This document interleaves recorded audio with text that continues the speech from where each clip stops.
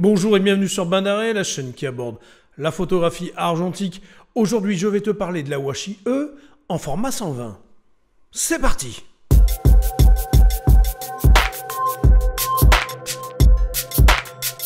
La Washi E est produite à partir de films industriels servant à la fabrication de circuits imprimés. Ce film est d'une sensibilité de 3 ISO qui donne donc un grain très fin et des contrastes forts. Le support en format 120 est de 180 micromètres, autant te dire que c'est épais.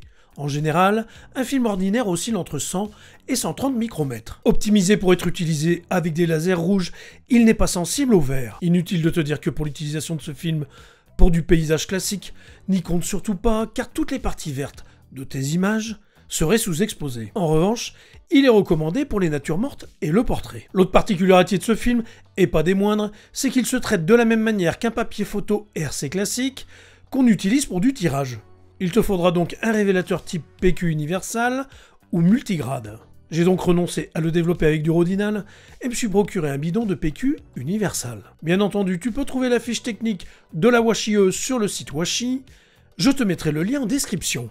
J'ai exposé mon film en studio au flash à ISO 3 qui, tu t'en doutes, m'a nécessité l'utilisation d'un trépied. À l'issue du shooting, j'ai utilisé un élastique pour fermer la bobine car la Washi E ne possède pas de cerclage adhésif. J'ai ensuite mis mon film en spire comme pour un film ordinaire dans le noir complet. J'ai préparé mon révélateur du PQ universal en solution 1+9 à 20 degrés pour un développement d'une durée de 5 minutes. En sortie de cuve, tu peux constater que le film est couché sur un support polyester transparent. Et tu peux aussi constater que les contrastes sont incroyablement marqués. Une fois séché, le film a tendance à s'enrouler sur lui-même comme le film Washi E. Je vais te laisser découvrir un court diaporama de cette image et tu vas te rendre compte que ce film est assez complexe à exposer. Je reviens tout de suite après pour te commenter tout ça.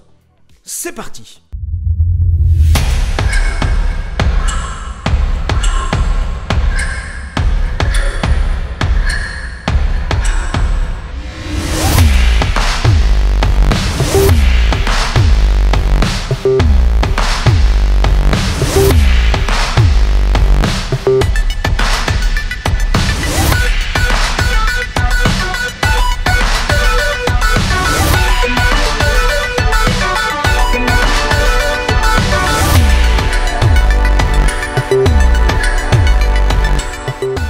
Si tu as visualisé la précédente vidéo sur la Technicolor Pan, tu n'es pas sans savoir que celle de la Washi E lui faisait écho. Et si tu ne l'as pas vue, je vais t'expliquer. Quand je réalise des scènes en studio, je double désormais les prises de vue avec l'utilisation de dos Hasselblad. Tu comprendras que c'est en raison d'un gain de temps et d'énergie dans la mise en place et dans la réalisation des images. J'avais donc fait les mêmes photos avec un film périmé de chez Kodak lorsque j'ai exposé la Washi E. Si la Technicolor Pan était surexposée, la Washi E manque cruellement de lumière dès que le sujet est éloigné de la source. Pourtant, j'ai utilisé pour cette séance un Godox AD600 de 600 watts à pleine puissance avec une octobox de 90 cm de diamètre. On peut comparer les scènes, mais pas les films qui sont diamétralement opposés dans leur rendu évidemment. Les scènes nous permettant de comprendre ce qui n'a pas fonctionné sur la Washi E et sur la Technicolor Pan au passage. Personnellement, j'adore le rendu de la Washi E lorsque j'ai de la matière sur les parties bien exposées. Le rendu est incroyable, notamment sur tous les tissus. Sur le support, la table, là aussi on a une matière qui est superbe, c'est un peu crasseux avec beaucoup de détails. Les sujets clairs ressortent avec des tons gris très intéressants, les deux verts qui sont près de la source lumineuse sont sublimes.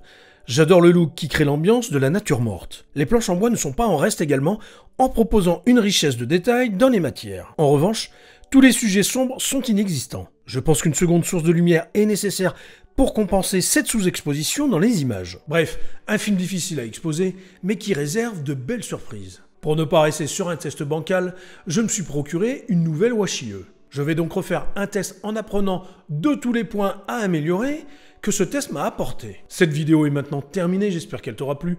Si c'est le cas, n'hésite pas à la liker et à la partager sur tes réseaux sociaux. N'oublie pas de t'abonner à la chaîne si ce n'est pas fait. Je te dis à bientôt, mais d'ici là, porte-toi bien. Ciao!